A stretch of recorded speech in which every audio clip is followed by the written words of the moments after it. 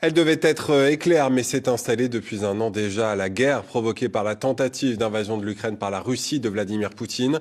Une guerre marquée par un élan de générosité sans précédent en Europe, jusque dans le Maine-et-Loire, où une association de Cholet continue d'organiser des convois de matériel et de nourriture pour aider les civils ukrainiens. À Beaupréau, Éric Aubron et Olivier Quentin.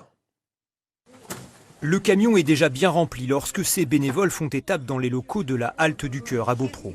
Pour leur collecte, ils peuvent compter sur de nombreux dons mis de côté pour la population ukrainienne. La priorité, la nourriture, l'hygiène, vêtements chauds, chaussures. On commence à envoyer du mobilier parce qu'on a la demande du mobilier. Et à l'heure d'aujourd'hui, il y a beaucoup de villes où il n'y a plus rien du tout. Nouvelle étape à quelques kilomètres chez un couple membre d'Ukraine-Go. Pas une semaine sans que des colis soient stockés dans leur garage. Il y a nos voisins qui nous ont donné des vêtements.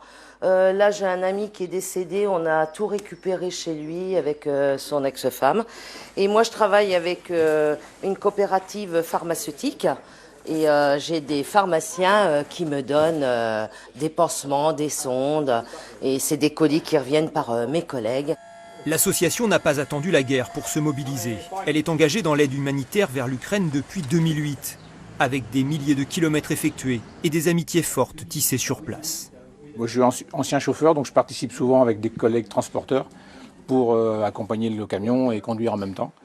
Et donc on a fait, par le biais de ces convois humanitaires, on a fait des belles rencontres, entre autres nos amis qui sont là.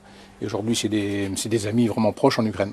Aujourd'hui, le lien reste maintenu, mais à distance. Le matériel stocké dans ce vaste entrepôt est régulièrement acheminé par des transporteurs vers la Pologne, puis vers la ville ukrainienne de Lviv.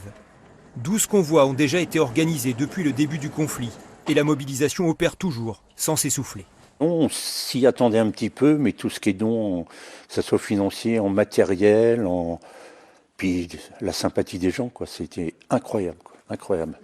Dès le 25 février, il a fallu trouver un camion pour aller faire les collectes et on n'a pas arrêté, quoi. Maintenant, on a la chance d'avoir ce dépôt qui est quand même très important pour nous puisqu'on peut stocker jusqu'à 5-10 camions.